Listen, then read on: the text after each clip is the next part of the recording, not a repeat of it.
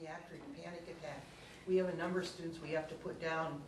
You know, we're very cautious. We don't put down too much, but we do put down a student might have to leave the room, you know, in a hurry, and that could be a health or whatever. But yes, but that would be really, if you close this little tiny room off for people with panic attacks. Yeah, I was going to say also some of the seating. You know, the chairs. I'm a lefty. Well, this is kind of designed for a right-handed person. I have to kind of, if I needed to write, I'd be writing like this. But it's also nice to be able to see that there are at least a variety of different types of chairs for individuals that have maybe different orthopedic needs. Like this chair might not be a very good one, but maybe one of the blue ones is a little higher up. Or even the fact that that desk there has a higher chair with a cushion. Or individuals that maybe, let's say, broke their ankle, they need to be able to elevate their leg for when they have to sit. In a situation like this, they're able to maneuver the chairs and things like that. If they're all bolted down to the floor, well, then there's going to that's a really poor setup to have them bolted down. Yeah, but that's something that is sometimes the newer types of rooms can have more limitations than some of these older. Exactly. One of the things that that we're doing in Madison is we're renovating the education building, the old education building, and we're looking at classrooms from a different viewpoint. We're bringing in students with disabilities. We're bringing in instructors to look over a classroom and say, well, you know, this is important.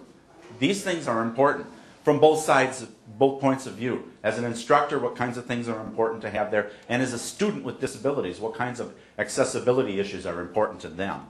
So that we develop these classrooms. Now, granted, it's just a few classrooms because it's just a small renovation.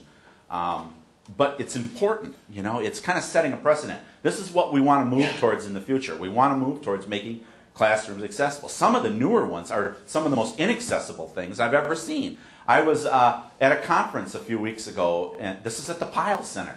These supposedly really nicely new, renovated, and I could barely get into this chair. They swiveled out, and I have a little bit of a belly, so it was kind of very uncomfortable for me. And I can't imagine anyone who was really big ever being comfortable in there. If you had any kind of a mobility issue, you're going to have a very difficult time sitting in those chairs and being comfortable. And yet it's considered modern, you know, very new, very newly renovated. But it's obvious they didn't look at things. So one thing I'm going to say is, you know, be vocal. When you have the opportunity, speak up. Well, Don't be afraid to. I have students that come into our office, which they really shouldn't have to come to our office because they're too heavy to get into the chair. So we have to call physical plant. That's not something we need to deal with. I mean, a professor could call physical plant, you know, but that's embarrassing if you can't get in the seat. And, that's right. You know. It is very. One last thing I want to mention, and I talked about this during the testing, and this is something that you need to really, it's important to consider as an instructor, is the different learning styles of students. And this goes way beyond disabilities. This goes into the way students learn. You know, students, there's auditory, there's visual, and then there's what we call kinesthetic tactile. Usually the most productive method of learning for almost 100% of students is the kinesthetic tactile. And that doesn't, when we talk about that, it's often think, well, manipulatives and doing things with your hands. No, it's when you can do it in your own classrooms. You put a student in a position where they're playing a role, where they're actually doing something like they're generalizing. You know, intelligence is a generalizable thing. So you put them in a place where they're kind of like they're in the spot of whether it's role playing or making decisions or doing the things you want to do, thinking about things certain ways. It's putting them in that position. That is the most effective learning strategy there is. But it's important to keep in mind that probably half of your students are going to be auditory learners and generally, and half are going to be visual learners. And so if you just lecture, it's going to be very difficult for those visual learners. So maybe putting information out ahead of time or giving it to them visually as well, it will be very, very helpful to those students. And the same thing, if you use a lot of visual stuff, don't forget the auditory students, the ones who do learn very well by listening. You know, you can put all the great visuals and all these graphs and stuff, But some students, and it has nothing to do with intelligence, it has to do with their mode of learning, the best way for them to learn. So provide that information to them verbally as well.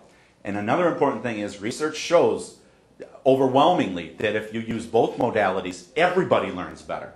So if you combine your teaching techniques using both verbal and visual, you'll be more effective as a teacher.